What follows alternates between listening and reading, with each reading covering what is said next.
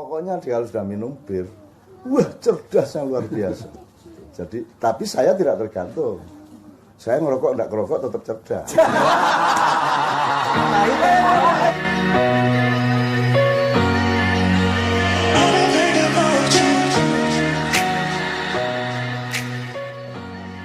Rahmatan lil alamin gitu loh kalau saya. Maka saya tidak banyak berpendapat dan saya tidak mau berdebat. Mau aku apa berdebat? Aku yakin kalau uripku berdebat kalau awakmu lah. Kan Anda yang punya masalah dengan diri Anda sendiri silakan berdebat dengan diri Anda sendiri. Saya tidak akan berdebat dengan siapapun, saya sudah beres urip saya kok. Tidak ada masalah saya. Agama, bojo, beres ya beres.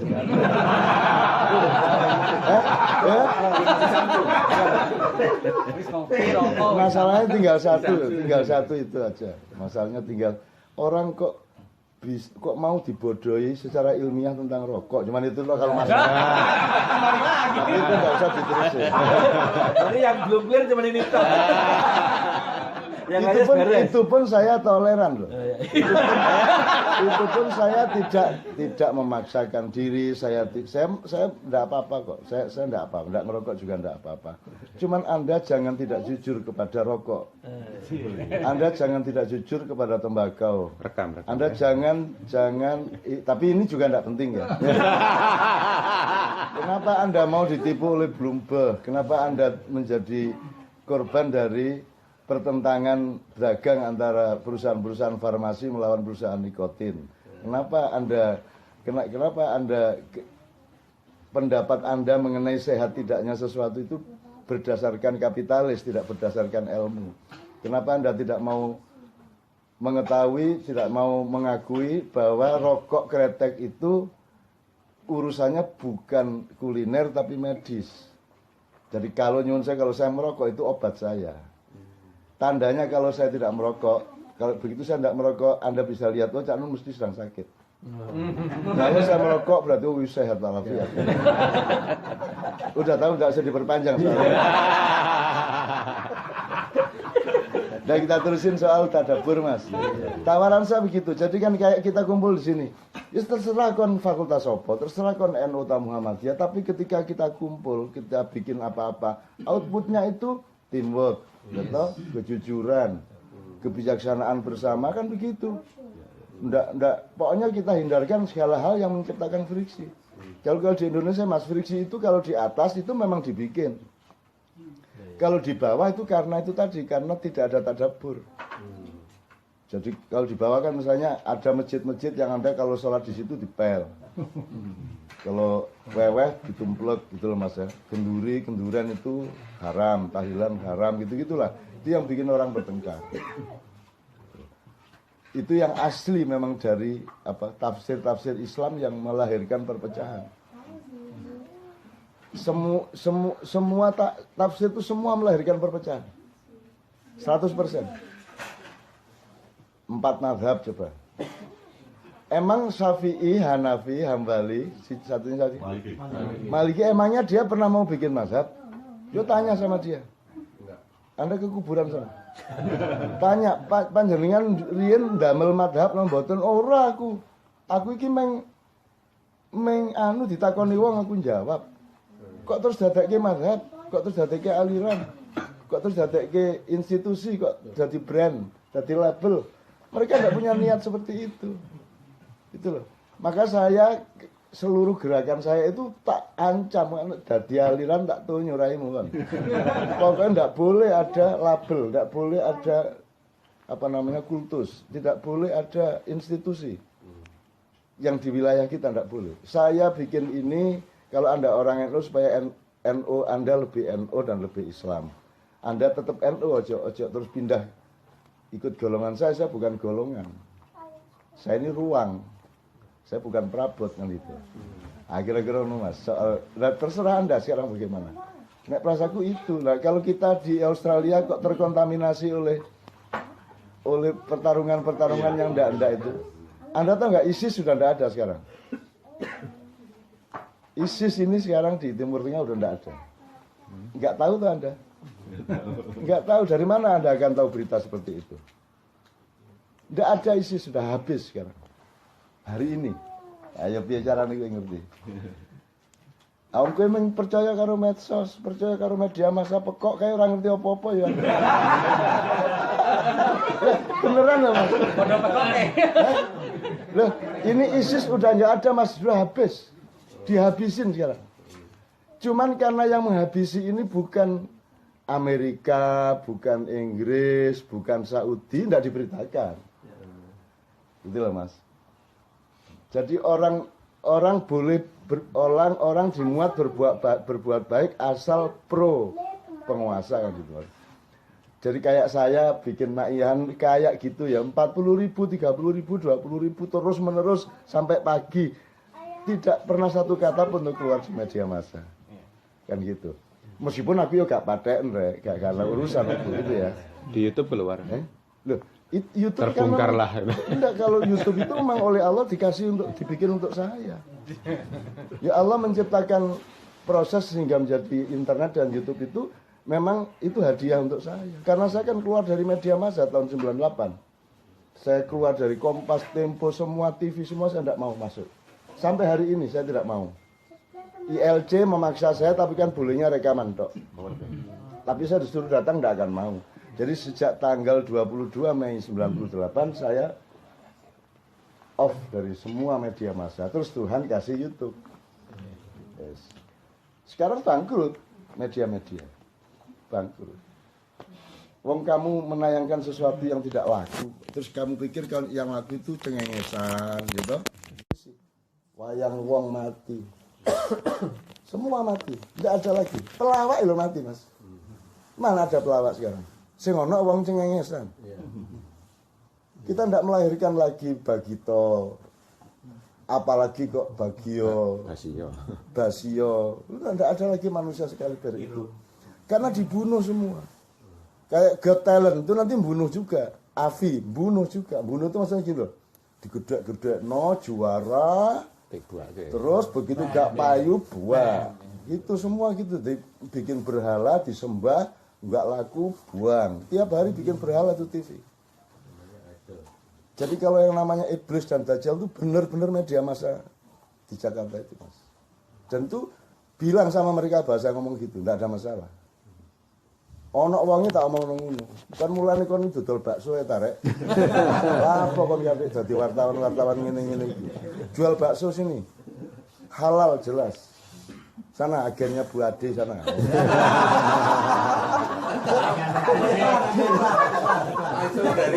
Langsung dari sponsor ini. Ya gitu Mas kira-kira ya, monggo. Ini saya agak melebar ke media segala ya. Ayo silakan. Yang input. Ya, tapi Cak Nun enggak terkait sama CNN kan itu. Belum tahu artinya Cak Nun. Cak Nun Network. Ada yang menafsirkan Cak Nun Najib. Suka-suka. Utangnya nih, cangkemmu menengah itu.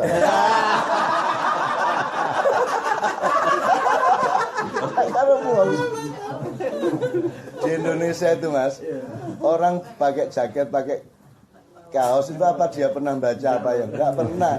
Wis opo ae pokoke ana kaos digawe. Masuk ISIS ya digawe. Termasuk kalau arit ya? Iya, termasuk kalau iya, bagi dia tuh kaos. Jadi hari pagi ini becak kaos PDIP, engko ternyata kudanan terus ganti kaos P3 ya gak masalah. Indonesia tidak ada hubungannya itu. Cak, Ya. Nun sewu. Di sini kan ya bukan permasalahan. Di sini kan banyak apa namanya kalau kita dengar khotbah gitu, terutama khotbah Jumat. Itu selalu yang diangkat dalam awal dari khotbah Jumat itu sendiri itu selalu bahwa bid'ah itu adalah semua bid'ah itu ada dolalah. Jadi hadis tentang bid'ah yang dolalah gitu. Cak. Terus itu yang mungkin menjadikan ya salah satu sebab kenapa ada sedikit perpecahan, ada sedikit friksi antara yang mengatakan bahwa bid'ah itu dolalah dan sebagainya dengan yang menganggap bid'ah itu ada yang baik, ada yang buruk. Kalau lo Cak Nun gimana Cak? Lah mereka menjelaskan nggak bid'ah itu apa? Kan khotibnya mestinya ngomong gitu. Saudara-saudara, gedhuk itu terbuat dari ketela pohong. Ketela pohong itu ditanam di tanah yang begini. Ada ularnya yang membawa gini-gini, maka gedhuk itu haram, begitu. Nah, kalau bid'ah itu dhalalah, dijelasin dulu bid'ah itu apa, dari epistemologinya ya, harafiahnya, baru maknawiyahnya kan gitu. Lah enggak, moro-moro bid'ah haram ngono toh. Lah ngono iku cangkeme arek-arek iku. Apa? Belum tahu CNN. Maksud saya gini, mbok dijelaskan dulu supaya, makanya kan saya bilang kalau tadabbur enggak mungkin dia gitu. Kalau pakai tadabbur, sebenar apapun saya, belum tentu saya omongkan. Saya harus membaca forum, saya harus membaca responden saya. Meskipun saya bernafsu ingin ngomong sesuatu hal, saya tahan. Makanya acara kita bisa 8 jam, Anda tahu. 8 jam karena saya tidak mungkin melukai mereka, tidak mungkin mengecewakan mereka secara agak ekstrim. Sehingga mereka kerasan sampai jam piro ae, kerasan jam 3, 4, 5. Nek gak ono subuh mesti bablas jam 8, jam 9. Untung ada subuh. Gitu Mas. Karena kita menjelaskan semua. Jadi saya ingin Mas, Allah itu al-badi. Jadi Allah itu maha pembid'ah. Terus karepe piye nek bid'ah iki dolala, tak kandhane Gusti Allah, sampean dikek dolala sampean. Bid'ah itu sekali lagi bid'ah itu apa ya? Membikin sesuatu yang sebelumnya belum pernah ada. Misalnya Gus Mus mengatakan, itu kalau sampai Jumatan ditambahin itu bid'ah besar. Oh, tapi Gus Mus juga gak jelas no ya. Maksudnya kita besar ya apa kan seolah-olah Jumatan atau di apa gerakan 212 itu bid'ah segala macam. Lu memang bid'ah. Belum pernah ada orang 7 juta Jumatan di jalan raya kan gitu. Itu kan bid'ah namanya. Apa namanya, gabungan antara 7 juta Jumatan sama jalan protokol, itu bid'ahnya di situ. 7 jutanya enggak bid'ah, Jumatannya enggak bid'ah, jalan protokolnya bid'ah. Begitu digadokno. Bid'ah itu sama dengan kopi dikai sambel, bid'ah. Nek gak percaya coba ambil kopi terus kasih sambel. Lah gebres-gebres sampean. Jelas ya Mas ya? Nah menurut saya kasusnya seperti yang saya omongkan pertama. Ndak arif, ndak bijaksana, mbok dijelasin kepada umat. Dan sebentar, saya tanya gini. Mbok kita itu, mbok pemimpin-pemimpin itu punya kebijaksanaan kepada umat. Misalnya gini. Kok serabutan toh setiap khotib ngomong sakarpe, setiap NU ngomong sakarpe, Muhammadiyah ngomong sakarpe, mbok rapat MUI, Basul Masail NU, Majelis Tarjih dan majelis-majelis fikih yang lain dari kelompok lain. Rapat sebulan kalau perlu, nanti tak cariin biaya deh. Ya, rapat apa yang terpenting yang selama ini membuat perpecahan umat itu kita recovery secara fikih gitu ya. Terus nanti ada fatwa bersama. Ini enggak, saat durunge poso Muhammadiyah di sini fatwa tanggal sekian. Terus besoknya NU tanggal sekian. Terus ono sing di Makassar iku. Iku riyo di sini. Iya, Naksabandia yang di Sulsel itu nyenengno itu Anda ikut sana. Enak iku. Posone kari. Riyo cepet. Enak iku ya. Jadi nek pas Ramadan sampean pindah aliran. Iya, habis hari raya baru kesini lagi kan itu ya. Gitu Mas, coba. Maksudnya kan fatwa bersama. Kalau sampean tadi mengatakan siapa tadi? Sampean tadi yang mengatakan mbok fatwa bersama. NU, Muhammadiyah, ya Basul Masail, Majelis Tarjih, MUI dan lain-lain. Kok fatwa dewi-dewi? Umatnya dibiarkan bertengkar. Akhirnya saya akan di daerah kan gimana Cak, ini yang bener yang mana ya? Bener kabeh. Milih sing enak. Gitu saya. Pokoknya naik poso milih sing kari, riyo milih sing cepet. Sepakat, tenang aja. Sing tanggung jawab yang berfatwa. Kok nek di akhirat lho kowe kok wis poso, kok posone kari. Lho, niki kok sing fatwa ngono to. Lah dia yang masuk neraka, kita masuk surga. Lah terus piye Mas? Lah masa kita dibikin friksi-friksi bingung-bingung terus. Udah jauh-jauh ke sini masa masih friksi. Iya toh Mas, ya ndak lah. Di sini kan sini aman Pak, tiru Iqbal. Kecuali yang bikin problem Iqbal. ya monggo Yang ditulis. Betul aja. Nyambung sedikit ya persoalan bid'ah tadi itu sebenarnya asik kalau masuk ke YouTube itu Cak Nun titik 2 Allah Maha Pembid'ah. Wah, udah itu langsung masuk liberal itu. Sebentar. Maksud saya begini. Kalau melihat ini cara Cak Nun menguraikan masalah atau menjelaskan masalah. Jadi katakanlah ketika kita sudah alergi dulu dengan kata bid'ah. Tadi kita aja semua begitu bilang kita harus bid'ah itu pada ketawa kan. Padahal sebenarnya akar maknanya secara epistemologis, harfiah dan sebagainya harus dielaborasi dulu gitu kan ya. Apakah cara seperti itu juga yang membuat Cak Nun beberapa waktu yang lalu nulis tentang khilafah itu ya. Karena kan beberapa kaget, loh kok Cak Nun gini. Tapi ketika saya coba baca, itu semacam mendudukkan konsep khilafah itu bukan sekedar makna khilafah sebagaimana yang dipahami publik selama ini gitu. Selama ini kan marketer khilafahnya HTI gitu. Jadi ketika kita bicara khilafah, menyebut kata khilafah, orang khilafahnya HTI ini kan. Padahal ternyata kalau saya baca dari katakanlah FPI punya konsep sendiri, katakanlah kerjasama antar dunia Islam. Mereka punya cita-cita untuk membuat mata uang bersama antar dunia Islam. Itu beda banget dengan HTI gitu. Nah ketika Cak Nun nulis, orang kan, wah Cak Nun ternyata bela HTI, ini gimana katanya NKRI gitu kan. Tapi begitu saya baca, khilafah di situ adalah mendudukkan konsep khilafah sebagaimana tugas kekhalifahan manusia gitu. Itu kalau saya tafsir atas Cak Nun. Ini belum sampai tadabbur ya Cak ya. Saya baca tafsir atas tulisan Cak Nun. Apakah seperti itu? Ini terus terang titipan dari banyak teman. Mbok takokke itu kok Cak Nun kok nulis gitu. Oh tadi malam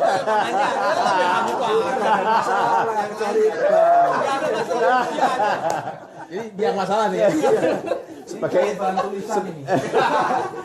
intel berbayar. Monggo Cak. 4 juta. Bukan soal kita tuh enggak. Menurut saya kita itu kuliahnya salah, cara nyari ilmunya salah. Menurut saya gitu loh. Jadi kita tuh ketika mendapatkan rasa manis itu kita punya kesimpulan yang salah mengenai hulu hilirnya rasa manis. Dan apalagi khilafah, wong saiki legi ya gak ro.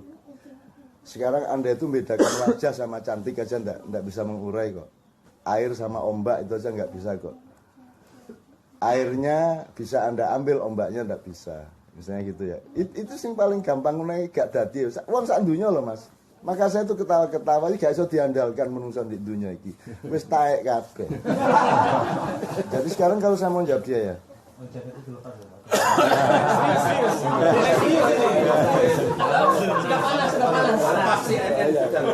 Ini sudah bebas dari anasir media, jadi netralitasnya. Enggak, maksud saya gini. Loh kan kata khilafah kan dari Allah. Maksud saya berani-berani. Kan Allah itu enggak menciptakan manusia kecuali untuk dijadikan khalifah. Khalifah itu subjeknya, khilafah itu apa namanya? Apa jenenge kalau bahasa Inggrisnya itu? Bukan objek. Bukan khilafah itu kata benda abstrak. Adjektif. Masdar. Adverb. Kan saya hati-hati betul sama kata khalifah ini karena Tuhan yang bikin ya. Arek-arek kok wani anti khilafah iki lho. Kon kok dibatek ilatmu karo malaikat Israel kan. Arek-arek kok wani iki lho. Saya enggak berani, Mas. Makanya saya bilang sama Ismail Yusanto, Anda ini kesalahan Anda nomor 1 ini DWP HTI ya, datang ke rumah terus giliran sama Mabes, setelah itu Pak Kapolda. Belum Felix. Setelah itu Felix. Felix beberapa hari kemudian setelah dia diusir, dibubarkan baru dia ke tempat saya. Terus Felix saya ajak ke pengajian NO, diterima, disambut oleh Banser. Ini ekstra karena jawab ini ya. Felix ikut pengajian saya. Banser NO, terus semua menyangka sudah beres antara NU sama HTI. Felix sendiri merasa wah sudah diterima saya. Ya ora aku diterima mergo aku le.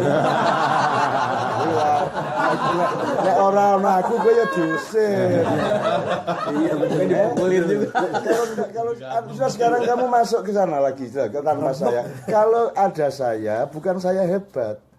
Orang itu sama saya tidak tegaan hati. Kalau ada saya, mereka tidak mau bikin buruk apapun.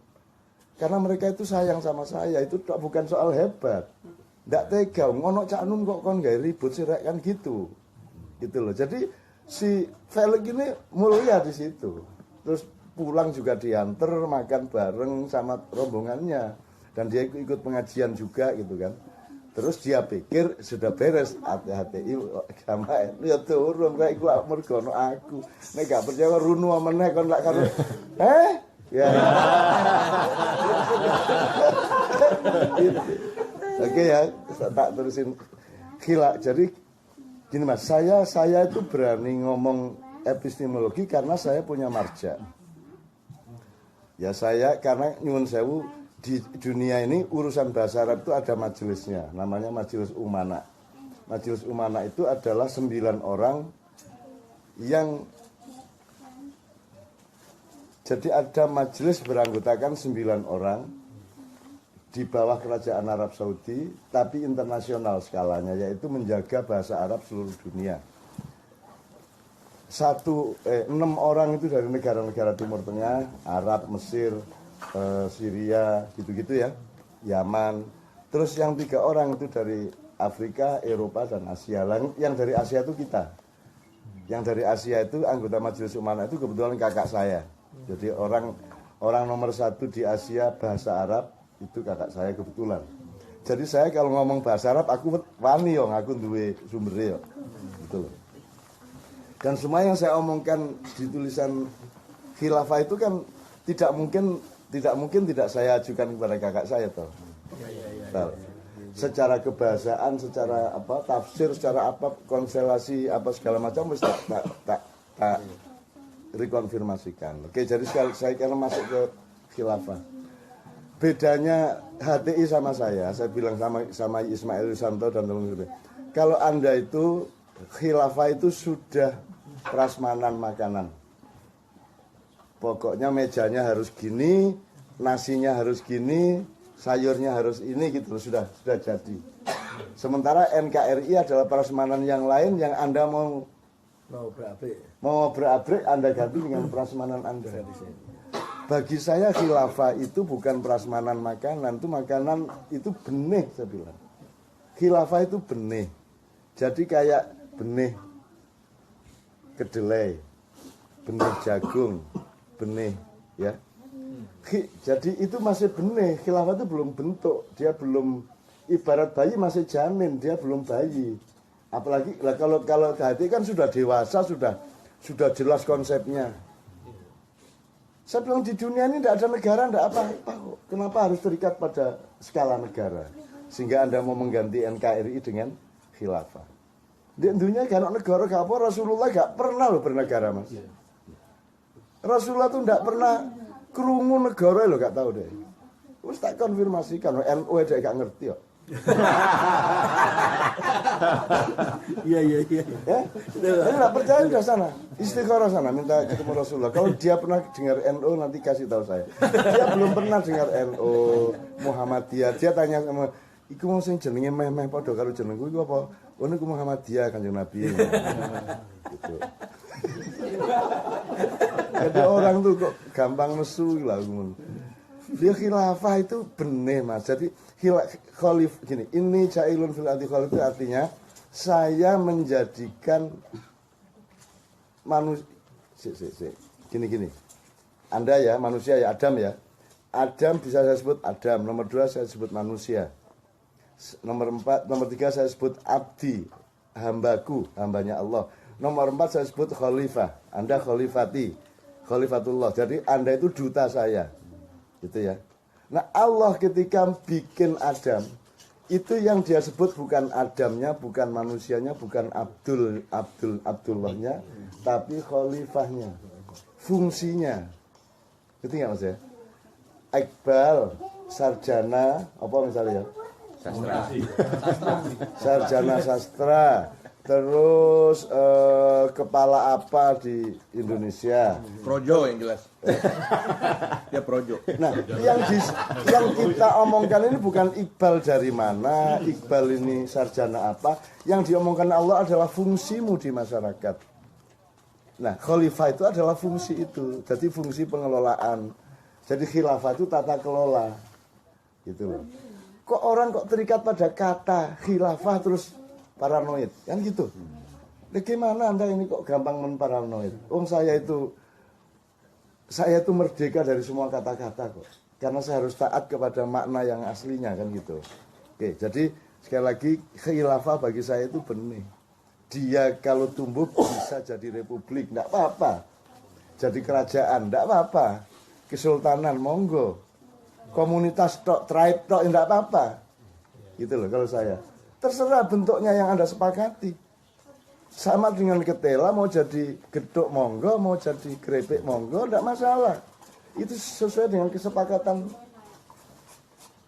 kesepakatan komunitasnya. Sekarang kalau HTI mau bikin begitu, mbak runding dulu sesama Islam dulu, runding ke PP Muhammadiyah, ke PBNU, kan gitu.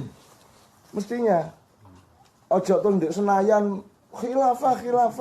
Akhirnya semua orang salah paham. NU sampai anti khilafah itu lah. Gusti Allah kaget loh, kok NU anti khilafah? Kok NU anti khilafah bagaimana? Kalau anti khilafah versi HTI masih oke. Gimana sih? Nek anti khilafah itu kan sampean menyinggung hatinya Allah. Piye to ki bocah-bocah iki? Piye to tak gawe iso ngising apa piye? Kan gitu. Kan gitu, Mas. Loh, kalau anti khilafah versi HTI oke, tapi kalau anti khilafah kan celaka dong kita. Wong itu konsepnya Allah. Allah tidak bikin kita kecuali untuk jadi khalifah. Maka bekal kita adalah khilafah, tugas kita adalah khilafah. Masa gitu aja tidak bisa memahami coba. Masa cuma saya bilang khilafah NKRI, terus teman-teman ngomong, "Cak Nun kok pro HTI?" Ya apa sih? Aku iki mek nyeret wedhus kok anggap wedhus sih lah. Aku mlebu kandang PT ono Cak Nun kloro saiki lho.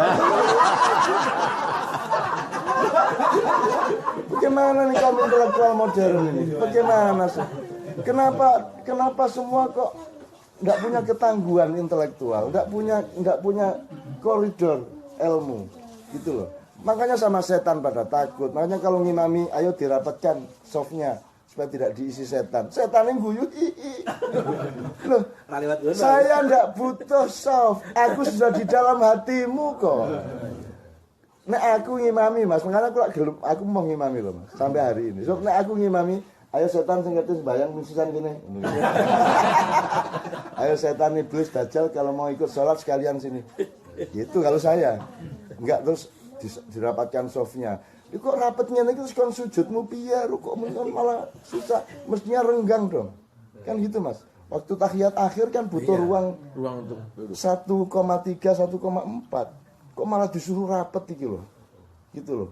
Enggak ngerti juga saya. Jadi orang sekarang tuh masuk anginan. Didik masuk angin, didik demam. Kurungu khilafah demam, kurungu apa demam gitu loh Mas.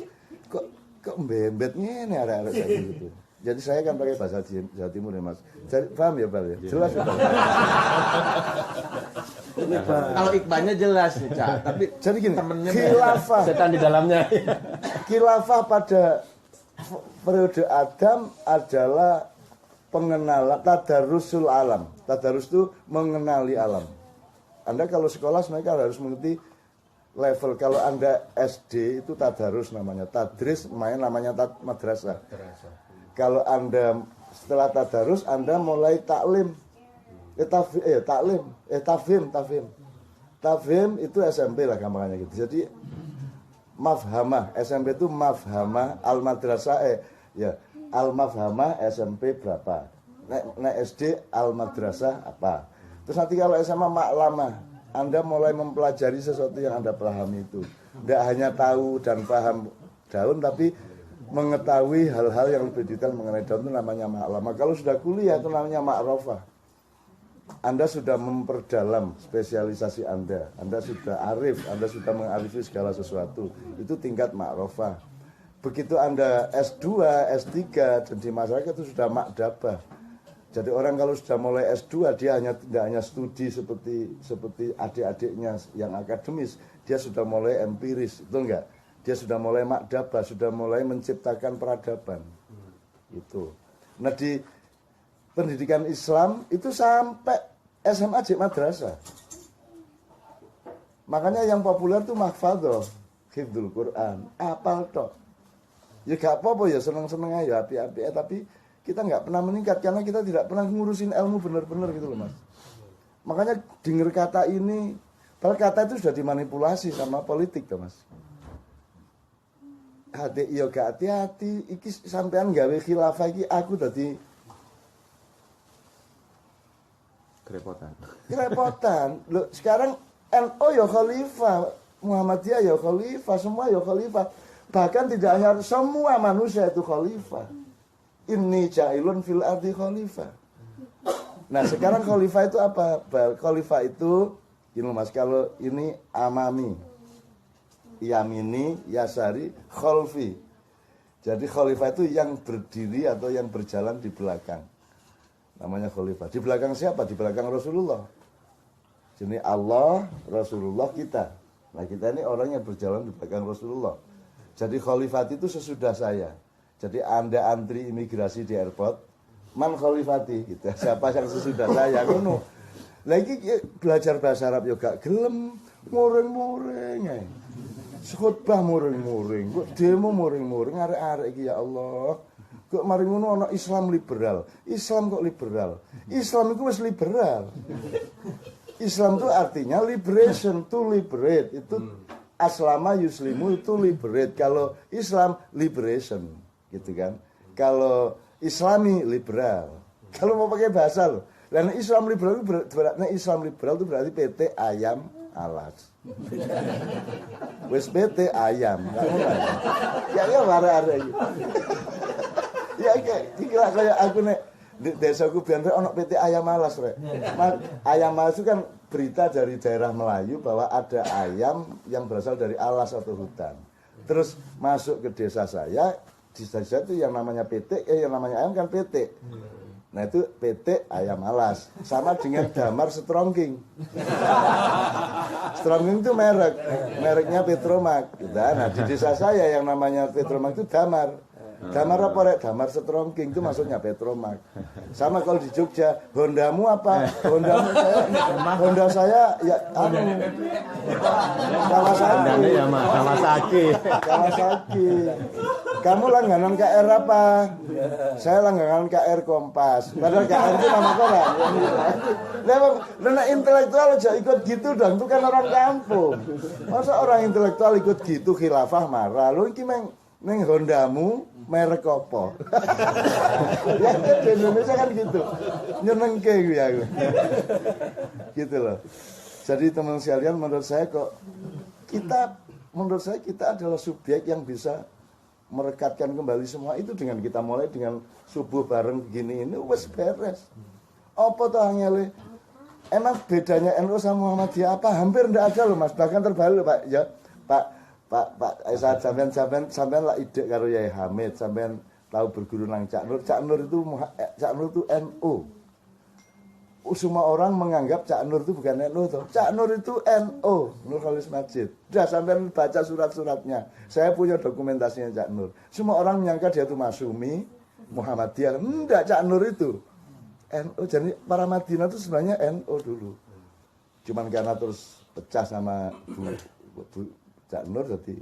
Nah, NU Muhammadiyah itu tidak seperti awalnya dulu Pak Asad. Jadi misalnya beduk, aku takon. Beduk itu yang melarang, yang membid'ahkan siapa? Muhammadiyah apa NU? Beduk. Muhammadiyah.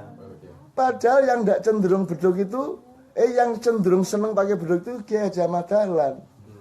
Mbah Hasyim malah tidak suka beduk. Lha kualik iki ngene.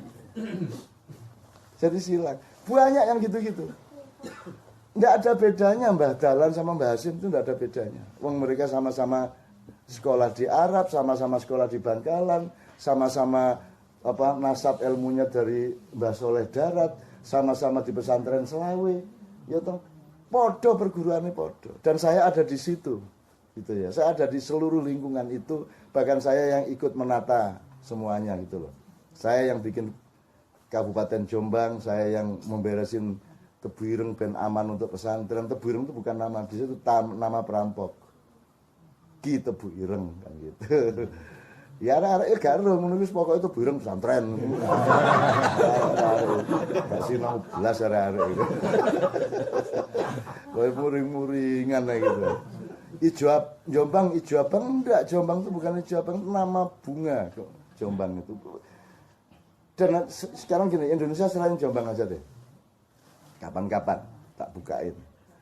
Ini nggak beres-beres loh ini. Awal 2018 ini bisa kacau loh. Sudah mulai lah asap nih pul. Yang sudah Anda pikir mati hidup. Yang Anda pikir sudah tidak ada. Kalau PKI disebut-sebut ada, tidak terlalu ada. Gitu. Sebenarnya yang tidak Anda juga akan ada itu ada. Apa? Loh, kalau saya kasih tahu berarti Anda menduga.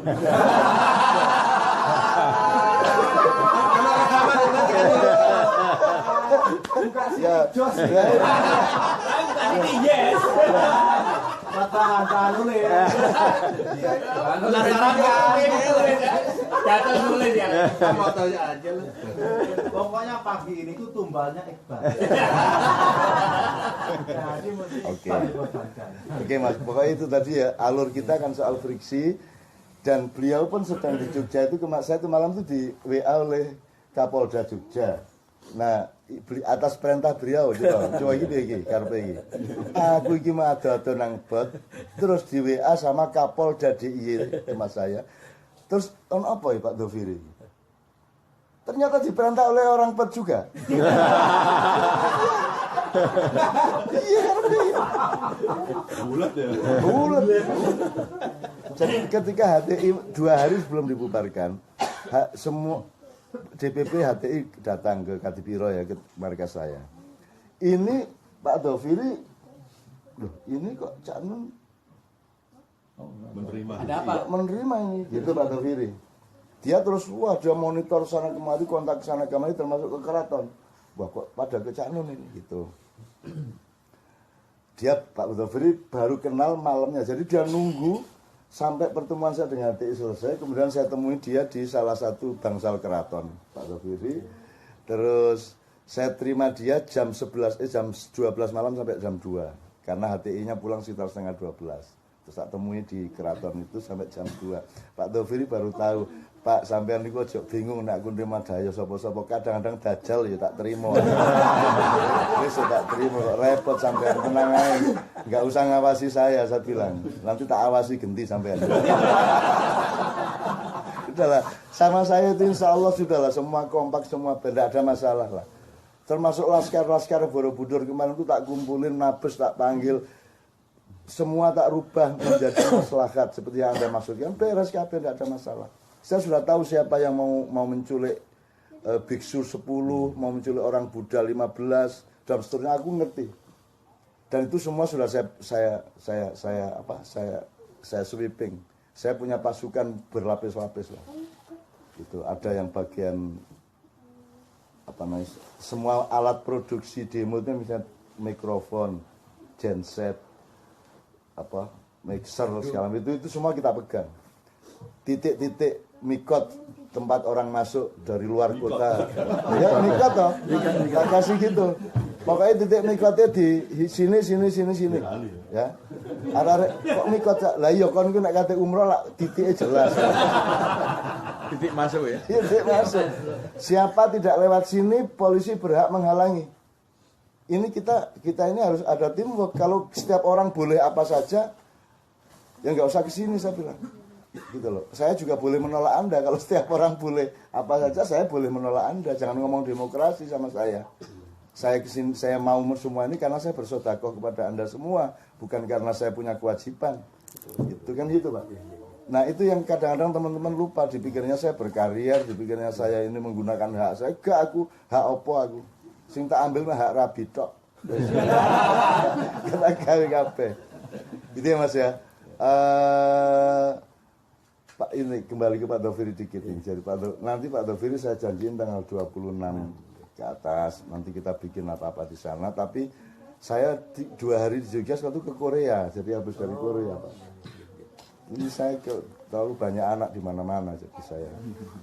Terus Pak Doviri saya temui sampai jam 2 malam. Terus Pak Doviri bilang, Cak, saya kok barusan dapat info pagi-pagi bapak dari Mabes datang juga. Lah iya, kalau tidak ada mereka, apa gunanya saya menemui HTI?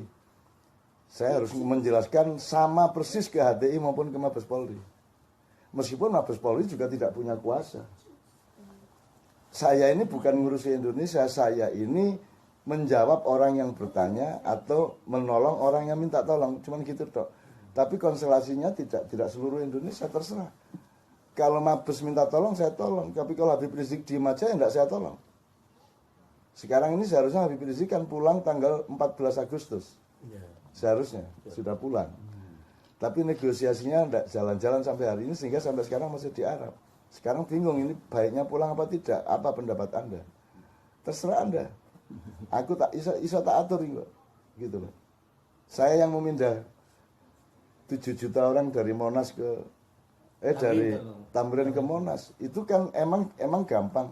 Itu harus ada dol tinukunya. Jadi polisi saya minta untuk mencabut larangan kepada travel untuk mengangkut jamaah dari seluruh Indonesia ke Jakarta. Kan dilarang, itu dicabut. Boleh jamaah datang. Tapi Habib-Habib harus toleran, jangan Jumatan di situ, di jalan protokol. Sebab kalau sampai di jalan protokol, besok boleh ada misa di situ, boleh ada UPM di situ, boleh ada wong teplek di gunung, ngawur sampean. Saya bilang, kita sekarang pindah ke Monas, tak kei usul fikih. Dra. Jadi Tito tak kasih teks usul fikih itu loh, bahasa Arab, tak jupuk nanti kok kitab kuning ngopoi. Gitu loh. Pokoknya bahwa kemudaratan kecil boleh dilakukan untuk menghindarkan kemudaratan besar. Kemudaratan kecil maksudnya misalnya mencabut larangan, itu kemudaratan kecil. Terus pindah Jumatan dari Tamrin ke Monas itu kan mudarat kecil. Sebab kalau tidak dicabut, kalau tidak direlakan untuk pindah, nanti akan ada mudarat besar. Nanti Jayapura bisa habis oleh UPM, karena boleh kok memenuhi jalan raya kan gitu. Nah itu tidak bisa dibantah oleh para habaib, tidak bisa dibantah. Gitu. Jadi jangan bikin presiden atau jurisprudensi yang bisa membahayakan besoknya kan gitu. Nah oke. Saya persilakan berikutnya teman-teman karena ini agak melebar-lebar ke Doviri sama beliau. Aku iki wis diatur-atur tuh kene dikongkon ngopo karo Pak Udan ndek kene dikek sarapan gak oleh ngerokok.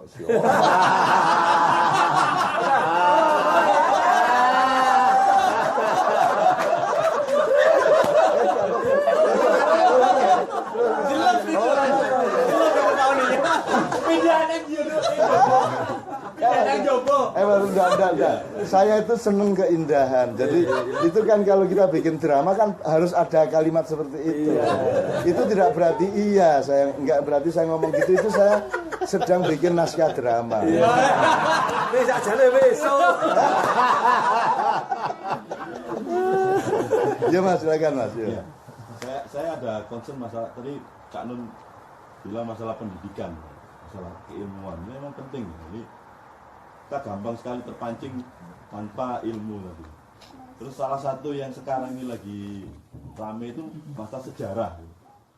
Gimana sih pengetahuan kita terhadap sejarah kita sendiri itu gimana? Karena saya pernah baca salah satu buku Cak Nun ya, Selilit Sang Kiai itu, waduh, fenomenal menurut saya itu ya. Jadi penulis ya kayak Felix itu sejarah itu, apalagi dia ngomong masalah Islam itu harus lengkap gitu loh. Sejarah itu harus lengkap supaya nanti yang disampaikan ke masyarakat itu juga nyampe dan runtut gitu.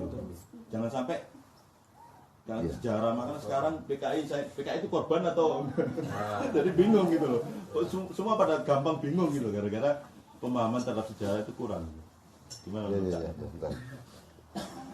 Pak tadi dijemput sama Wahyu. Saya koordinasi sama adik. Iya. Ada. Ya, oke. Enggak, ini kok malah Mbak Via tanya kalau sudah mau balik ke sana bilang gitu. Berarti belum koordinasi. Oke, saya ngomong tentang sejarah Mas. Ini juga wilayah yang sangat terbengkalai Mas. Padang Blasur nak cara Jawa nih. So amburadul lah. Jadi pertama secara metodologi amburadul. konstelasi data-data dan bahan-bahannya amburadul. Terus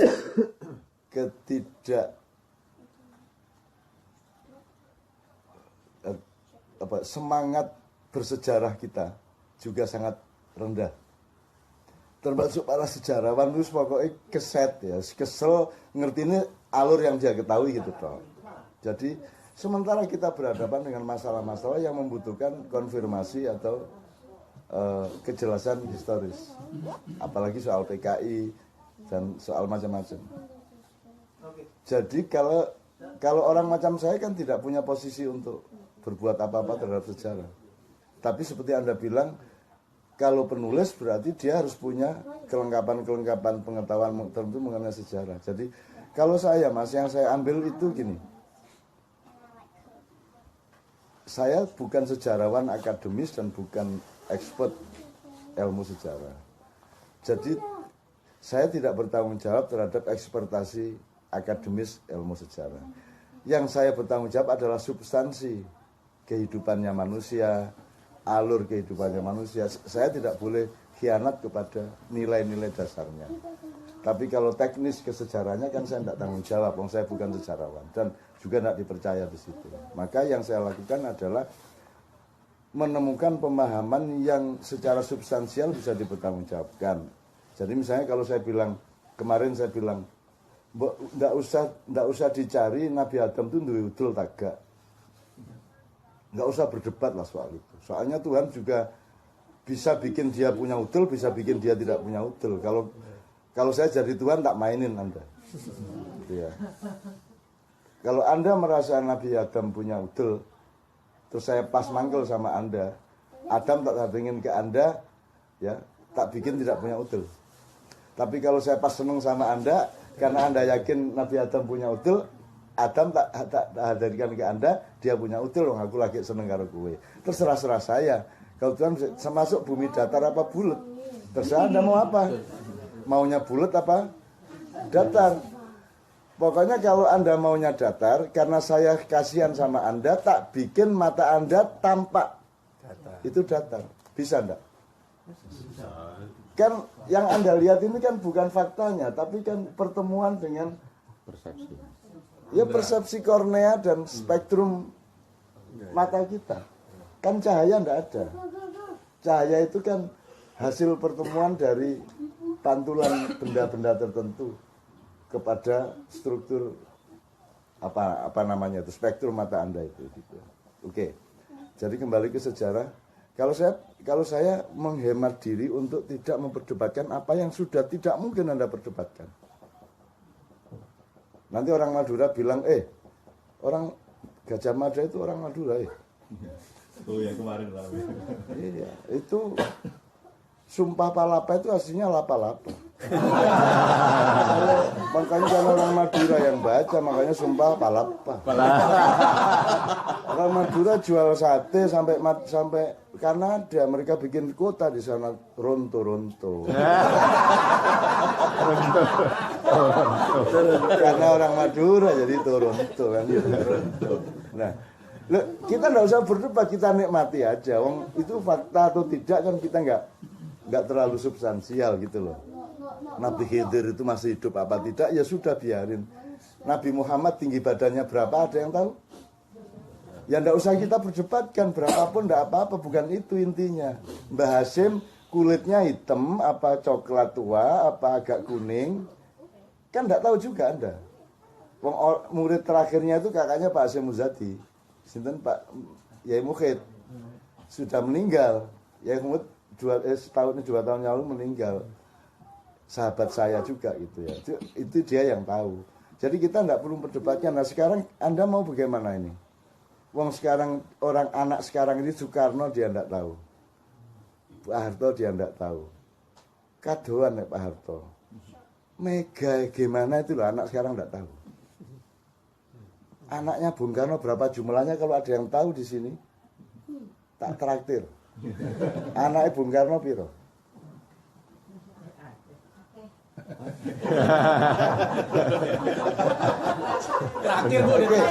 Oke, ini saya enggak akan cari angka, saya cari satuan aja.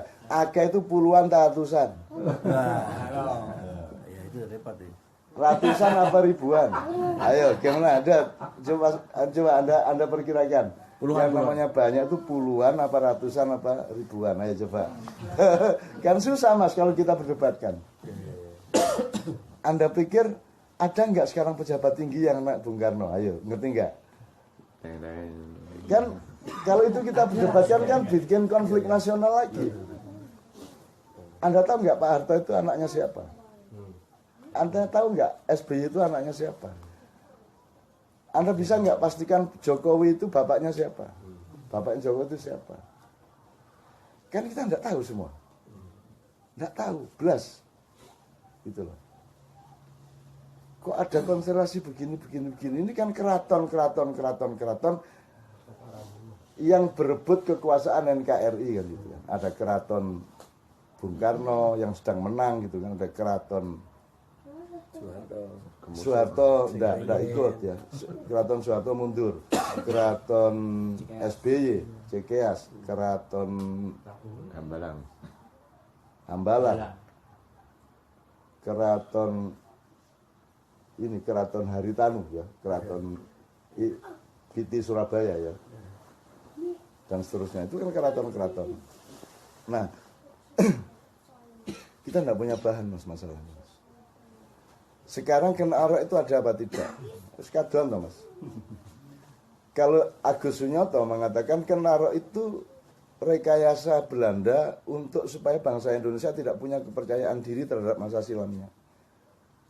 Semua yang terjadi sekarang itu selalu mengacu ke ini kan kayak Singosari dulu. Paten-patenan gitu kan. Nah, semua wacana sejarah yang terjadi sekarang akhirnya terbuntu oleh pancen kita itu anak turunnya, kita ini keturunan Kora, kan gitu kan. Akhirnya kita tidak pernah punya kepercayaan diri, kita tidak pernah percaya bahwa kita bisa berbuat baik, karena kita dibuntu oleh Ken Arok. Jadi menurut Agus Sunyoto, ini sejarawan NU Pak Hasan Ken Arok itu tidak pernah ada. Itu karangan Belanda, sama dengan perang Bubat Sunda Jawa, itu juga bikinan. Dan sampai sekarang orang Sunda sama orang Jawa belum beres, Mas. Kan begitu. Dan itu memang bikinan Belanda. Yang tidak pernah ada adegan seperti itu. Nah kan piye Mas? Kan kita punya PR sejarah yang luar biasa besar. Gitu. Itu pun masih gak usah ada PKI wis. 4865 aja. Mbok jangan dibiarkan publik berdebat di jalan, di gardu, di TV, ILC. ILC itu lembaga apa? Kamu lembaga negara apa lembaga pemerintah apa lembaga apa? Lembaga TV Pak. Loh, lembaga pengadu domba. Loh ya makanya. Loh ini kalau negara kan harus ada recovery dari sistem negara dong. Mestinya ada simposium disponsori presiden sama DPR bareng, atau kalau perlu Mahkamah Konstitusi memberi fatwa bahwa diperlukan satu simposium sejarah 3 sampai 1 minggu, 3 hari sampai 1. Misalnya semua ahli sejarah dari berbagai aliran, semua tokoh-tokoh yang masih ada kaitan sejarah dengan G30S diundang bareng, kasih waktu kalau perlu 3 bulan penuh atau berkala, seminggu istirahat seminggu lagi sampai beres. Baru ngomong ke masyarakat, gak Mas diculno prul, wah wong teman-teman di ya apa negara ini? Masuk perintah lewat Twitter. Tiru-tiru Amerika. Tiru-tiru Amerika. Ya kalau dia kan empty inside. Kalau Donald Trump kan itu kan lambang dari apa itu Intel Inside. Kalau Trump kan kepalanya digambar tuh ada empty inside. Nah, kalau di Indonesia Trump itu kan lambang dari lambang dari cahaya. Kalau di Indonesia kan habis gelap terbitlah Trump. Tiwas serius.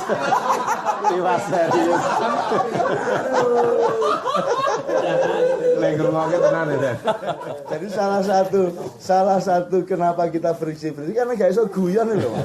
Ya enggak bisa guyon. Makanya saya itu diajak ke Iran, diajak umroh, diajak haji oleh para habaib. Ya kadang Habib Rizik, kadang yang Syiah. Saya tuh sering diajak kemana-mana Karbala. Aku gak iso mas, aku khawatir gak guyon nih loh. Bayang no, aku kudu di pesawat bareng Habaib nganggo ngene. Terus aku ngene dhewe iki meneng ngene. Guyon gak wani. Gak iso rokokan. Gak iso rokokan. Terus kok tutup nanti kalau di Mekah saya harus ikut ke Alwi Muhammad ya terus semua pada cium tangan lah aku mau cium tangan. Apa urusanmu karo aku ngambung tanganmu? Nah aku diambung tangan karo arek mergo aku cinta karo arek-arek, jelas urusanku. Gitu loh. Saya nggak punya sejarah. Aku Ria Mirzat, semua saya diajak semua orang. Sing jenenge umroh nang ndi kunjungan aku gak wani Mas. Kuwatir iki lah sehari-harinya itu loh. Iya nek sarungan ngene padha karo aku. Anak wis nganggo gamis, nek wis nganggo iki jenggoten lah aku lah aneh dhewe ngene. Wis aku karo arek-arek aku wis gak. Gitu loh Mas. Nah, itu variasi aja dari betapa tidak mudahnya Mas kita mengurusi Indonesia sekarang. Maka sejarah itu salah satu PR yang luar biasa berat. Tapi kalau ada kepemimpinan negara sebenarnya kan tetap bisa dijalankan. Yang ada sekarang pemerintah, negara nggak ada. Nah, tolong dalam hal ini khusus tolong pelajari, paling enggak tolong baca bukunya Mas Pipit kata sampai browsing aja. Pemerintah bukanlah negara, nanti keluar Pipit, bukunya Pipit yang teman kita yang di Jerman. Agak untuk pemahaman awal kuncinya Indonesia itu soal karena ruwetnya Indonesia karena negara dan pemerintah tidak dibedakan gitu Mas. Iya. Karena negara sama pemerintah jadi satu itu loh salah. Jadi kepala negara seharusnya bukan kepala pemerintahan. Kepala negara itu Ratu Elizabeth atau Pangeran Charles itu kepala negara. Kalau kepala pemerintahan itu Perdana Menterinya. Hayam Wuruk kepala negara, Gajah Mada kepala pemerintahan. MK itu lembaga negara. KPK lembaga negara kan gitu seharusnya. Jadi KPK berhak memanggil presiden tidak berhak memanggil KPK. Sama dengan MK, MK berhak memanggil presiden tidak berhak memanggil hakim MK. Kan gitu. Sekarang kan kualik, Mas. Masa orang yang dicurigai melantik orang yang akan mencurigai. Itu siapa caranya? Tim yang akan mengawasi saya yang melantik ya nggak berani ngawasi saya. Kan gitu. Karena sistemnya tidak beres ini. Nah, salah satu PR kita itu tadi, menurut saya mau tidak mau kita harus menata kembali konstitusi kita, Mas. PR yang terdekat ya mempertahankan kembali amandemennya Pak Amin itu 2002 itu. Itu nomor satu. Setelah itu baru dipikirkan agak lebih mendasar lagi. Sebaiknya bentuk negara kita bagaimana? Sponsor utama. Sebaiknya bentuk negara kita itu bagaimana? Tidak harus federasi, tidak harus federal, tapi kan boleh dong bentuk bikin bentuk yang khas kita boleh toh. Oke, republiknya Republik Indonesia bukan republik lain kan boleh juga, atau persemakmuran boleh. Kalau saya kan kalau pakai bahasa kita itu persemakmuran perdikan. Jadi negara persemakmuran perdikan Indonesia. Kalau perdikan itu kita punya konsepnya, Mas. Jadi misalnya Mojopahit itu bukan negara kesatuan. Negara persemakmuran. Kalau mereka kumpul selapanan pisan 35 hari sekali untuk mengisap pipa. Bukan pipa sih gitu. Kendi emas. Jadi kepala-kepala perdikan ini berkoordinasi, koordinatornya sesepuhnya adalah Mojopahit. Bukan mereka adalah bagian dari kekuasaan Mojopahit. Itu loh. Itu tanah-tanah perdikan, jadi itu networking sebenarnya, networking. Itu sudah ada contohnya. Negara kesatuan ini dimulai oleh Kerajaan Mataram oleh Panembahan Senopati. Makanya dia sampai membunuh Ki Ageng Langit itu karena dia konsepnya negara kesatuan. Nah, sementara Ki Ageng Mangir loh, kenapa saya harus menjadi bagian dari Mataram? Wong sejak dulu kita itu mandiri, Gunung Kidul mandiri, Mangiran mandiri, Kebumen mandiri. Tapi kita berkoordinasi untuk keamanan bersama. Tapi tidak apa jenisnya setor apa jenisnya upeti dan seterusnya. Nah sekarang kita ini kan negara kesatuan, kegedean negaranya serabutan regulasinya, betul enggak Pak? Migas serabutan, semua serabutan Mas. Rokok tadi serabutan, serabutan atas begini distortif, terus sampai dana desa distortif nggak karuan. Kegedean tadi kemenyek, koyok nyupir truk, wah gede truknya, becak gorong iso, kon nyupir truk sakno gede ini, kan gitu masalahnya sekarang. Jadi menurut saya, nah bagaimana supaya Anda konkret di sini apa di sini kalau ada teman-teman sejarah ya Anda yang bekerja nyicil itu. Kalau enggak, kita terus-menerus klaim-klaiman ini.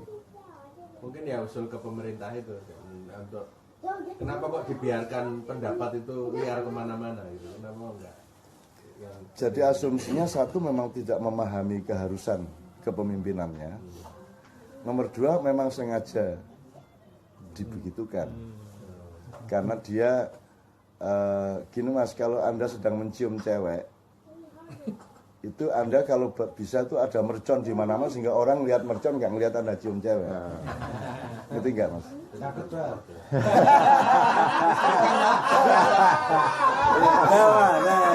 Lumayan buat detik.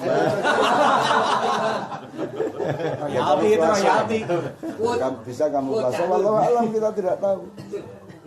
Masalahnya sekarang tidak ada yang dimandati Mas untuk memimpin negara. Jadi saya kesini ini kan sebenarnya bekal saya itu gini. Saya itu siapa toh? Saya tuh tidak punya ekspertasi secara ilmu, saya tidak punya mandat secara sosial politik, saya tidak punya saya tidak punya pijakan apa-apa. Saya cuma bersahabat kok gini nih, seduluran gitu toh.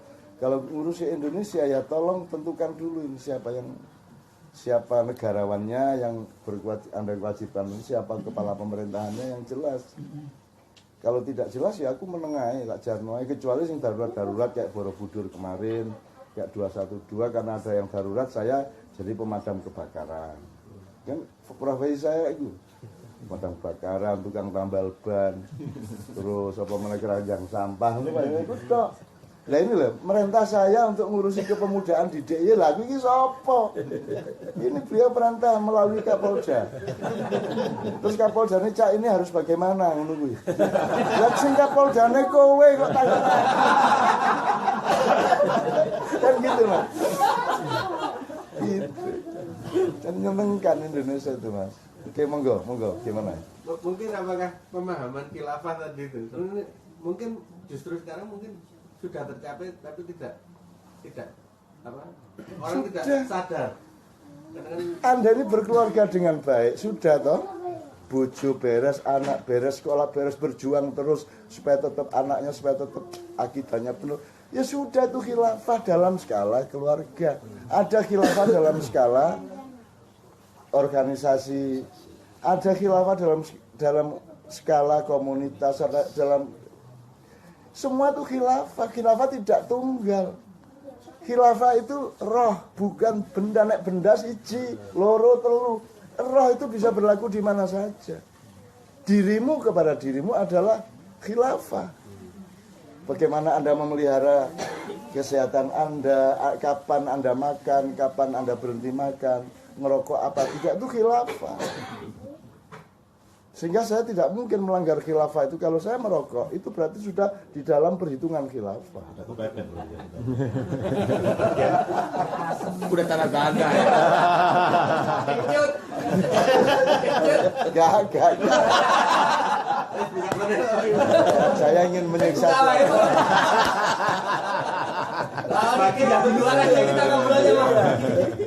Kan ini semua yang teriak-teriak itu kan ingin ini terkabul sehingga mereka bisa ikut keluar. Enggak Mas, udah kita selesaikan dulu baru nanti kita. Silakan Mas. Pertanyaan terakhir dari rokok soalnya. Kalau enggak kita break sebentar kita enggak apa-apa. Ada apa? Soalnya jangan pada merokok Keluar lagi. Nah, itu kan yang kita tunggu-tunggu. Oh enggak. Ini juga Anda harus tidak take for granted terhadap anehnya kemauan Allah ya. Jadi saya tuh punya teman yang namanya Simon HT. Nah, denger ya. Itu dia sampai tua seusia saya, dia selamat, bagus pikirannya. Dia tuh peminum. Jadi nek senang omahku itu bojoku itu dengan ikhlas langsung nyuruh siapa beli bir papat. Ya, ini aku cerita tentang manusia ya. Jangan prejudice dulu. Jadi Simon nek teko ya non apa ya sehat, wah ya rada stroke gitu kan. Ini. Nanti kalau sudah kresek-kresek teko baru dia. Kalau sudah bire ketok Mas lagi dari tegak ini. Ya, kalau wis mulai di bawah meja, saya gak ketok wong akeh itu baru dia mulai. Jadi Cak Muhammad itu buat harus coba anehnya Allah itu. Dan saya belum pernah mendengar analisis dan pendapat mengenai Muhammad sedahsyat Simon. Dan dia melihat evolusi pikiran manusia, akidah manusia, kepercayaan manusia. Dan Simon menjelaskan tentang Rasulullah itu luar biasa. Dan Imam Ghazali tidak pernah ngomong gitu, Sayyidina Ali aja tidak ngomong gitu. Ini Simon, syaratnya dia minum bir dulu. Nah, aku bingung ini piye. Gusti Allah jane piye ta ya. Jadi Anda jangan iya jangan terjuda, jadi jangan terlalu terkotak-kotak. Allah itu memberi fadilah min haitsu la yahtasib. Enggak mesti, Mas. Kadang-kadang kelihatannya kacau tapi ternyata Allah menyimpan hidayah di situ, kelihatannya alim tapi ternyata ada kuman di belakangnya kan gitu. Lah Simon ini contoh. Pokoknya dia sudah minum bir. Wah, cerdasnya luar biasa. Jadi, tapi saya tidak tergantung. Saya ngerokok, enggak ngerokok tetap cerdas. Nah, itu.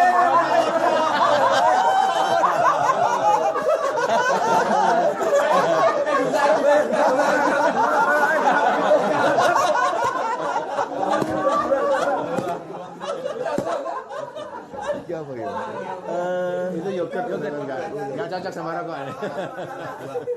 Wes enggak lah, aku enggak masalah loh, Jan. Kopi ini.